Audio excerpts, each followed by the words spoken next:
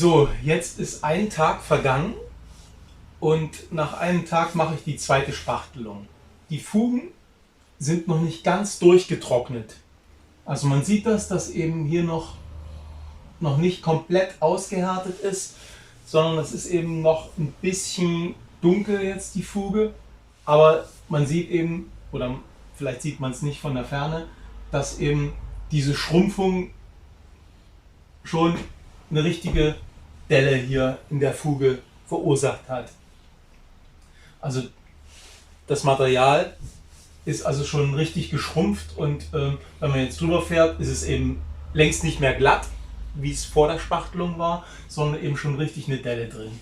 Ich mache jetzt eben noch eine zweite Spachtelung, bevor ich das Band einlege. Viele machen das eben nicht, die zweite Spachtelung, sondern legen jetzt gleich das Band ein, aber ist ja für mich privat und ich mache eben noch eine zweite Spachtelung. Bevor die zweite Spachtelung macht, nochmal hier so mit der Kelle überall drüber gehen, um eben die vorstehenden Materialreste oder wenn man eben noch solche Kanten hat, eben die noch abzuziehen. Bei mir ist es ziemlich glatt. Ich spachtel jetzt überall nochmal drüber, auch über die Löcher.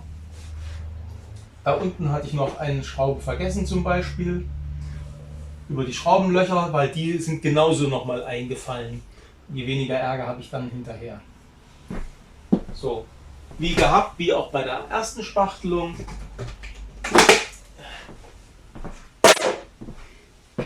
Im Prinzip ist das genau dasselbe vom Prozedere, dass man eben wieder das in die Lücken reindrückt und abzieht. Also genau wie bei der ersten Spachtelung auch. So, wieder ein bisschen auf die Kelle. Und dann wieder reindrücken. Natürlich braucht man jetzt nicht mehr ganz so viel Material.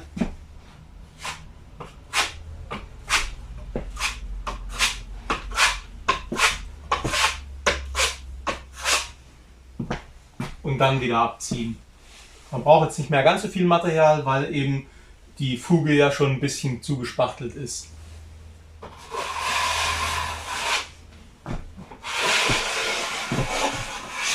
So, und das mache ich eben für die restliche komplette Dachschräge weiter. Ich fange wieder von unten an, um im Kopf nicht gegen die frisch gespachtelten Stellen zu stoßen. Deswegen fange ich wieder von unten an und los geht's.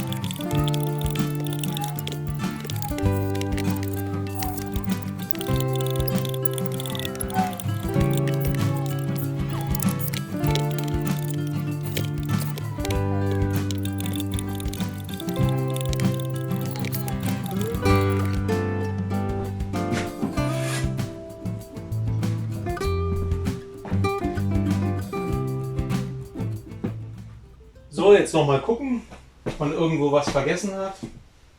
Gestern habe ich eben auch 2 kleine Schrauben vergessen. Aber diesmal dürfte alles weg sein.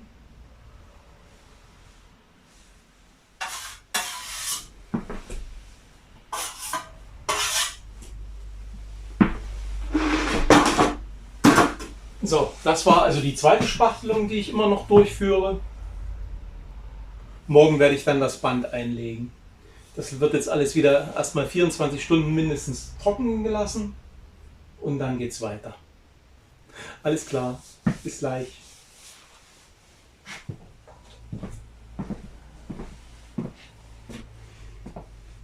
Jetzt kommt der dritte Schritt bei der Wandverspachtelung. Und zwar werde ich jetzt das Band einlegen hier in die Fugen. Ich musste trotzdem, obwohl ich das eigentlich nicht vorhatte, nochmal drüber schleifen, weil ich hatte einen Tag pausiert. Gestern konnte ich nicht und deswegen war das schon ein bisschen zu hart, um das eben, so wie ich gezeigt habe, mit der Kelle runter zu kratzen. Und um jetzt nicht irgendwelche Kanten noch hier zu haben, habe ich jetzt doch noch mal kurz drüber geschliffen.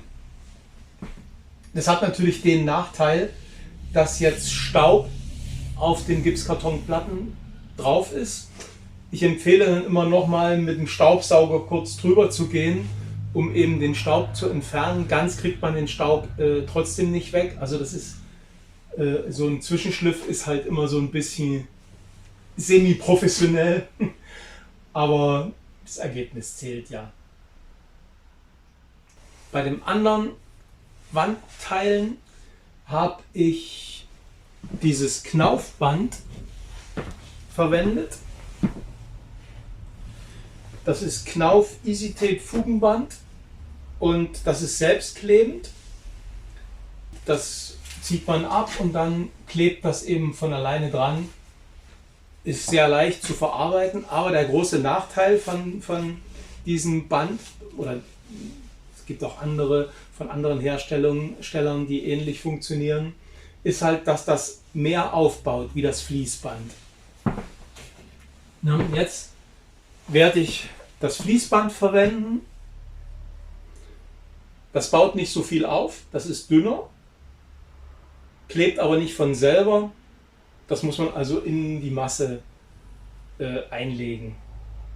Das muss man sich nicht vorschneiden. Das geht also ganz einfach zu reißen jetzt. Das ist kein Problem. Das ist ganz wenig. Der Grund dafür ist, dass ich eben zum einen nicht so viel nachspachteln möchte und zum anderen ist das hier, soll das hier mal das Gästezimmer werden, wo hier genau ein Doppelbett stehen wird. Das heißt, die Gäste, die gucken beim Aufwachen genau gegen die Wand und da sollen dann keine Fugen mehr zu sehen sein, in keinster Weise, damit die nicht sagen, was hat er denn hier rumgeschlunzt. Und deswegen nehme ich jetzt dieses Band und denke mal, dass das Ergebnis dann besser sein wird. Oder dass ich weniger Arbeit habe mit dem Band, dann später im Schleifen und Verspachteln. Gut, dann lege ich mal los. Erster Schritt ist wieder das Einspachteln der Fuge.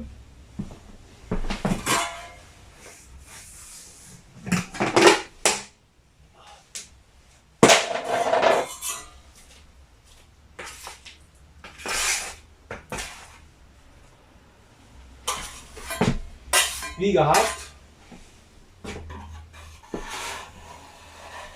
Diesmal braucht man es nicht in Längsrichtung groß einmassieren, weil durch das zweimal Spachteln ist die Fuge ja schon gut gefüllt. Da reicht es also, wenn man es so einmal eine dünne Schicht drauf zieht.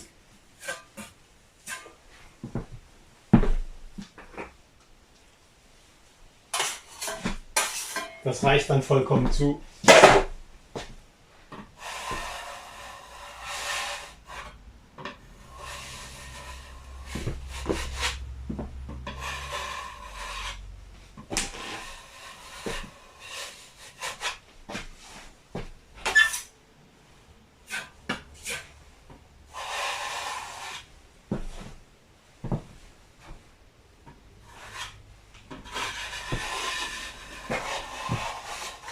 Und jetzt nehme ich das Band und lege das einfach hier in die Fuge ein.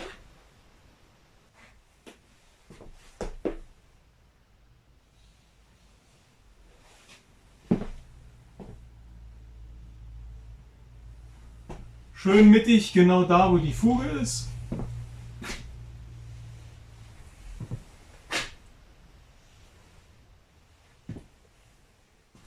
Das hält auf dem frischen Spachtel, hält das super.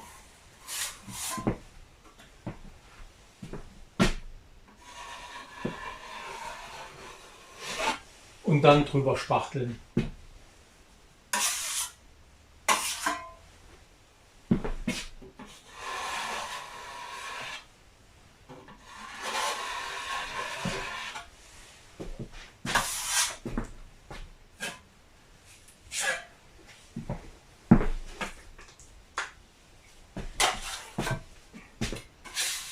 Geht also ohne Probleme, auch für so ungeübte Spachtler wie mich.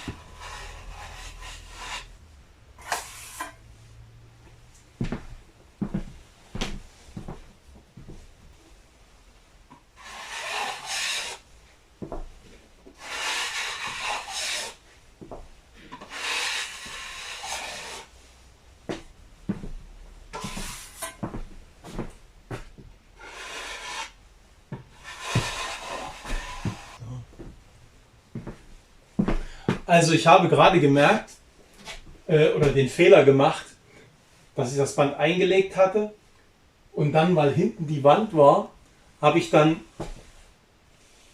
in der anderen Richtung gezogen, also wo das Band eben noch nicht fest war, und da hat sich es mir abgelöst. Also man muss immer von der langen Seite zu der kurzen Seite ziehen.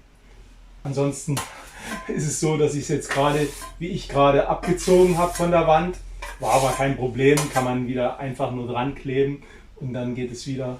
Also den Fehler hatte ich gerade gemacht. So, die kurzen Stücken.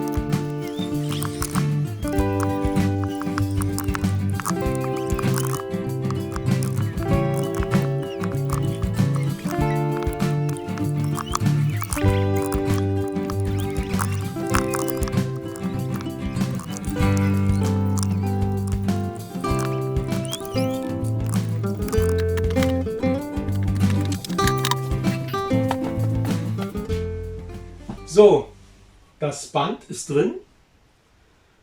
Ich habe das überall eingelegt. Was man beachten sollte, ist eben, dass man nicht zu trocken über das Band reibt, weil das kann dann auch einreißen. Das ist also nur ganz leichter Vlies. Und wenn man jetzt zu trocken darüber reibt, dann ist es so, dass das eben schon einreißen kann und sich dann aufrollt jetzt. Das muss man damit beachten. Also immer schön viel Material mit drüber ziehen, dann passiert da nichts.